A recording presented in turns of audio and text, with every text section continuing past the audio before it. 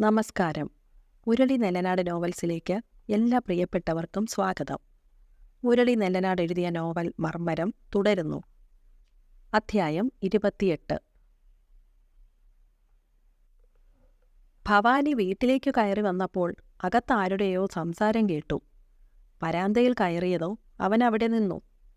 "എടി ചേച്ചി, നീ പറയുന്നത് സത്യമാണോ?" "അതേടി, ആ പെണ്ണ് കല്യാണ തലേനാൾ ഇവിടെ കയറി വന്നതാ.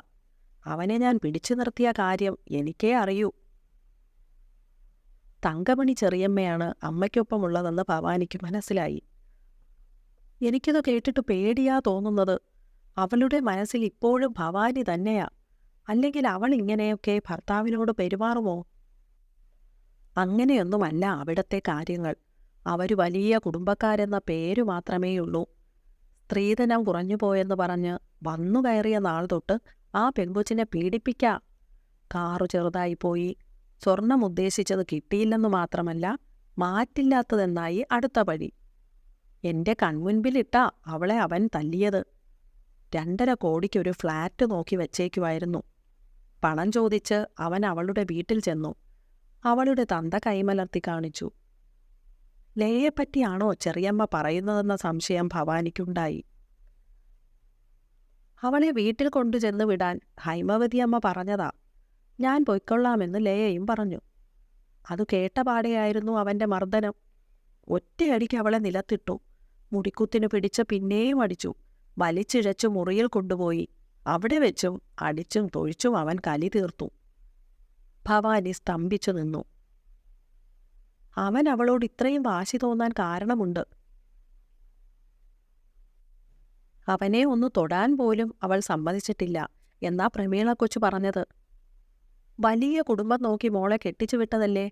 അവളുടെ വീട്ടുകാർ ഇതൊന്നും അറിയുന്നില്ലേ?" "ആ സഹോദരൻ ചെക്കൻ കഴിഞ്ഞൊരു ദിവസം അവളെ കാണാൻ ചെന്നു. അരുൺ അവനെ ഗേറ്റിനകത്തേക്ക് പ്രവേശിപ്പിച്ചില്ല. ലയ ആങ്ങള വന്നതുപോലും അറിഞ്ഞില്ല.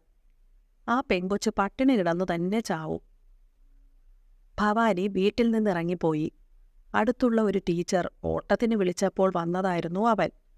വണ്ടി അവിടെ ഇട്ട് ഉച്ചഭക്ഷണം കഴിക്കാൻ വീട്ടിലേക്ക് വന്നതായിരുന്നു. അവൻ ചെന്നപ്പോൾ സാധനങ്ങളൊക്കെ അവർ ഓട്ടോയിൽ കയറ്റിയിരുന്നു. അവരെ മണക്കാട്ടു കൊണ്ടുവിട്ടിട്ട് എങ്ങും നിർത്താതെ അവൻ ഓട്ടോ സ്റ്റാൻഡിൽ വന്നു കിടന്നു. കണക്കുകൂട്ടൽ തെറ്റിയില്ല. ഒരു ഷോപ്പറും തൂക്കിപ്പിടിച്ച് തങ്കമണി നടന്നു വരുന്നത് കണ്ടു. അവൻ ഓട്ടോയിൽ നിന്നിറങ്ങി. തങ്കമണി ചിരിയോടെ അവൻ്റെ അടുത്ത് വന്നു. അർത്ഥം വച്ച ചിരി അവൻ തിരിച്ചറിഞ്ഞു. "നിന്നെ ഒന്ന് കാണാതെ പോകേണ്ടി വരുമെന്നാ ഞാൻ കരുതിയത്. റാണിമോളെ കാണാൻ ഒരു ചെക്കൻ ഞായറാഴ്ച വരുന്നുണ്ട്. നീ രാവിലെ വീട് വരെ വരണേ മോനെ. അവൾക്കൊരാങ്ങളയായിട്ടുള്ളത് നീയല്ലേ." "ആ, ചെറിയമ്മ കയറ്. ബസ് സ്റ്റോപ്പിൽ കൊണ്ടുവിടാം." തങ്കമണി ഓട്ടോയിൽ കയറി. ഭവാനി വണ്ടിയെടുത്തു. "ചെറിയമ്മ ഇപ്പോ എവിടാ പണിക്കു നിൽക്കുന്നത്?" "മരുതൻകുഴിയിലൊരു വീട്ടിലാ മോനെ. എന്താ നീ ചോദിച്ചത്?" "വെറുതെ ചോദിച്ചെന്നേ ഉള്ളൂ." "എടാ മോനെ, നീ ഏതോ വലിയ വീട്ടിലെ പെണ്ണുമായി പ്രേമത്തിലായിരുന്ന കാര്യമൊക്കെ ശാരദ ചേച്ചി എന്നോട് പറഞ്ഞു. അവൾ നിന്റെ പിന്നാലെ വന്നതല്ലേടാ മോനെ. നീ കുറച്ച് ആണത്തം കാണിക്കണമായിരുന്നു. അവൾ കാണിച്ച ധൈര്യം പോലും നിനക്കില്ലാതെ പോയല്ലോടാ." ഭവാനി വണ്ടി നിർത്തിയിട്ട് തിരിഞ്ഞിരുന്നു. "എന്താ ചെറിയമ്മേ അവളുടെ ഇപ്പോഴത്തെ അവസ്ഥ?" തങ്കമണി ഒന്ന് പതറി. "അത് ഞാനെങ്ങനെ അറിയാനാ?" "അതറിയാതെ ചെറിയമ്മ ഇപ്പോ ഇങ്ങനൊരു അഭിപ്രായം പറയില്ലല്ലോ. അന്ന് ഈ കഥ അറിഞ്ഞിരുന്നെങ്കിൽ നമ്മൾ പാവങ്ങളാ, അവളെ മറന്നേക്കെന്നു പറഞ്ഞ് ചെറിയമ്മയും ഉപദേശിക്കാൻ വന്നേനെ. ഇപ്പോൾ അവളുടെ ജീവിതം ദുരന്തമായെന്ന് മനസ്സിലായപ്പോൾ ഞാൻ ആണത്തമില്ലാത്തവനായി." "ഭവാനി, നീ എല്ലാം അറിയുന്നുണ്ടോ? അവൾ നിന്നെ വിളിക്കാറുണ്ടോ?" അമ്പരപ്പോടെ തങ്കമണി ചോദിച്ചു. "ഇനി അങ്ങനെ ഒരു അപവാദം കൂടി അവളുടെ തലയിൽ കെട്ടിവെക്കണ്ട. അമ്മയോട് ചെറിയമ്മ സംസാരിക്കുന്നത് ഞാൻ കേട്ടിരുന്നു. ചെറിയമ്മ ഇക്കാര്യം അമ്മയെ അറിയിക്കരുത്." "എനിക്കിപ്പോഴും വിശ്വസിക്കാൻ പറ്റുന്നില്ല മോനെ. നീയും ലേമോളും തമ്മിൽ സ്നേഹത്തിലായിരുന്നെന്ന് കേട്ടിട്ട് എനിക്ക് വേദനയുണ്ട് ചെറിയമ്മേ. അവളുടെ ജീവിതത്തിൽ നല്ലത് സംഭവിച്ചാലും ദോഷം സംഭവിച്ചാലും അതിനു കാരണക്കാരൻ ഞാൻ മാത്രമാ."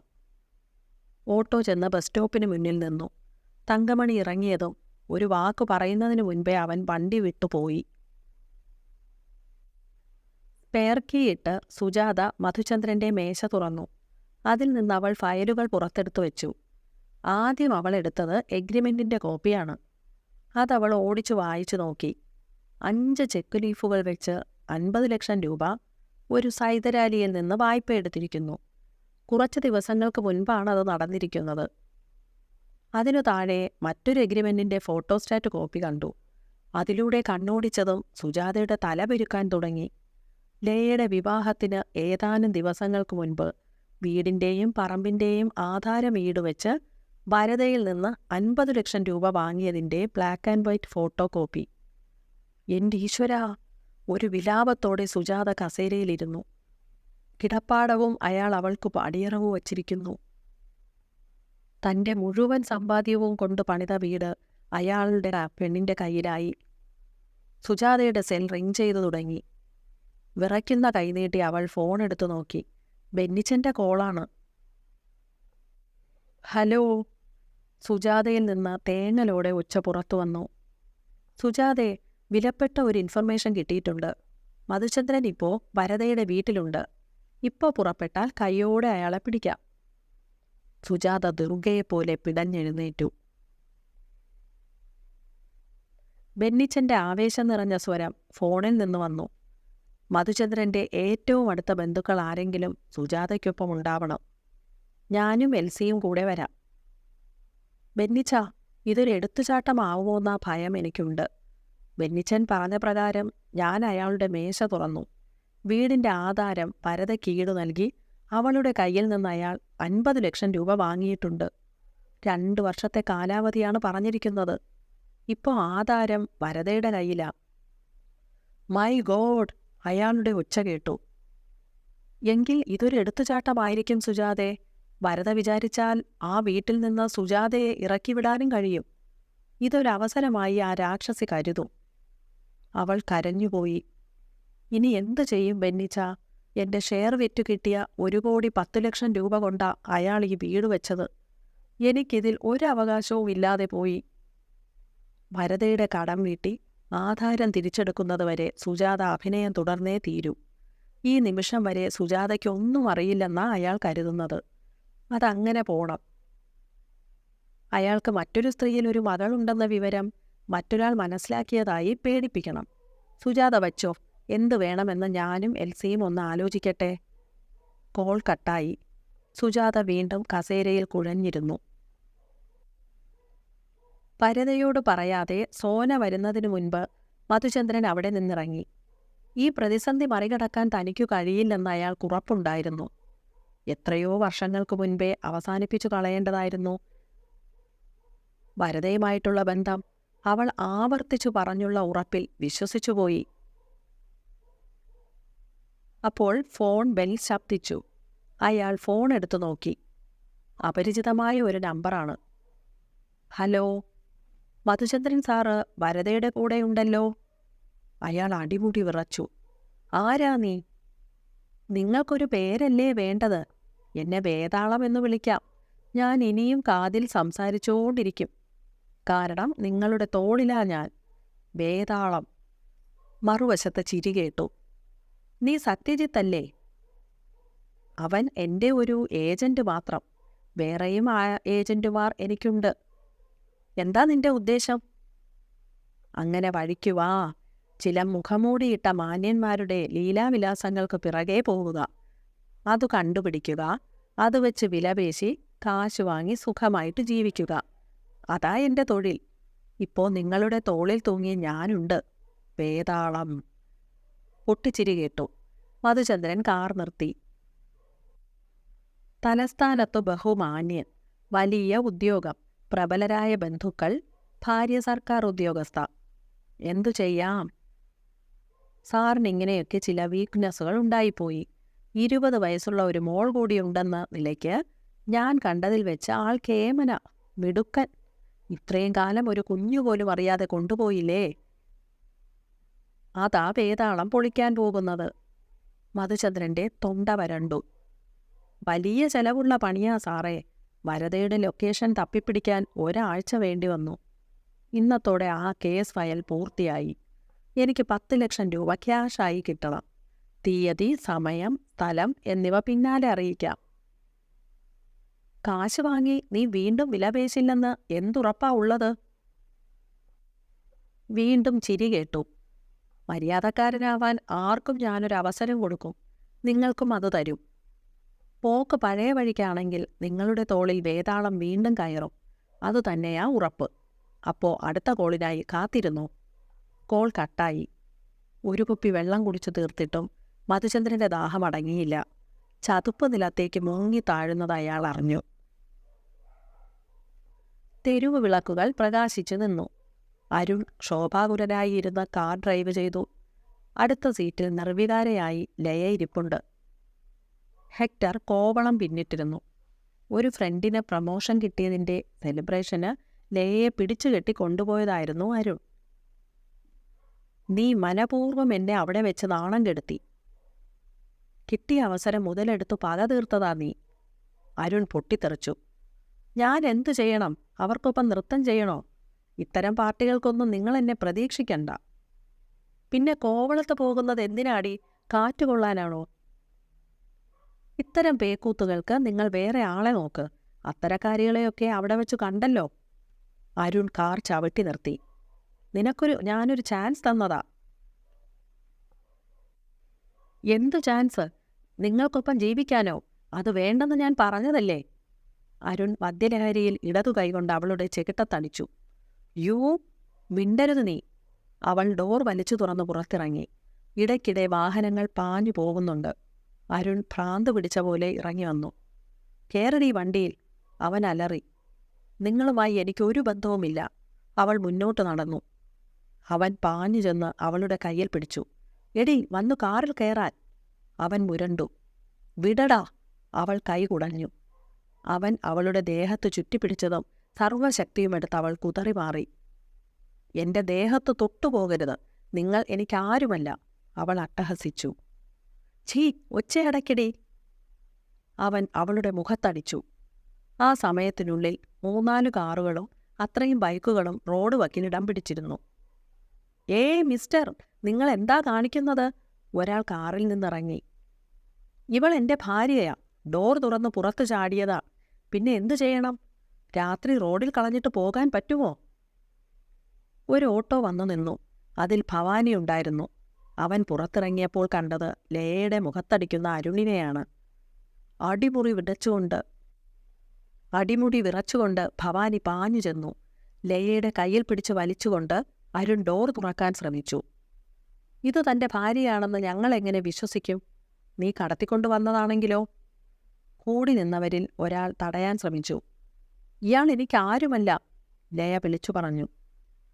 എന്നാൽ പോലീസിനെ വിളിക്കടോ? അരുൺ വെല്ലുവിളിച്ചു. വിളിക്ക് പോലീസിനെ, ഒരാൾ പറഞ്ഞു.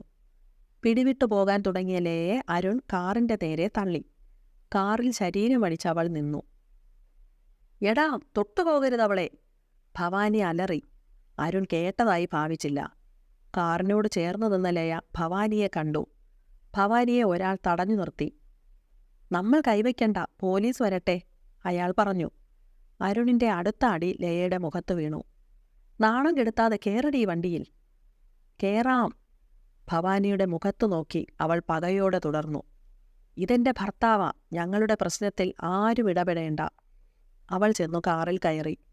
കാഴ്ചക്കാർ അന്തം വിട്ടു നിന്നു. കുറേ സദാചാരക്കാർ. നിനക്കൊന്നും വേറെ പണിയില്ലേ? അരുൺ പരിഹസിച്ചിട്ട് കാറിൽ കയറി ഓടിച്ചുപോയി.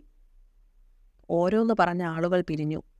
അവൾ തന്നോട് പ്രതികാരം ചെയ്തതാണെന്ന് ഭവാനിക്ക് മനസ്സിലായി. മധുചന്ദ്രൻ കുളി കഴിഞ്ഞ് ഫ്രഷായി ഹാളിൽ വന്ന സമയം നോക്കി സുജാത ഒരു കപ്പ് ചായ കൊണ്ടുവന്ന് കൊടുത്തു.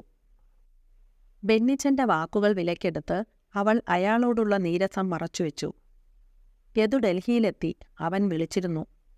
അവൾ എതിരേയിരുന്നു. അവൻ ട്രെയിനിൽ പോകുന്നു എന്നല്ലേ പറഞ്ഞത്? ഫ്ലൈറ്റ് ടിക്കറ്റ് കിട്ടിയത്രേ. അങ്ങനെയാ ട്രെയിൻ യാത്ര ക്യാൻസൽ ചെയ്തത്. ആശ്വാസത്തോടെ അയാൾ ചായ കുടിച്ചു. ലയയുടെ കാര്യത്തിൽ നമ്മൾ എന്തെങ്കിലും ചെയ്യണം. അവളെ കൈവിട്ടു കളയാൻ നമുക്ക് കഴിയുമോ? 2.5 കോടി രൂപ എങ്ങനെ ഉണ്ടാക്കാനാ?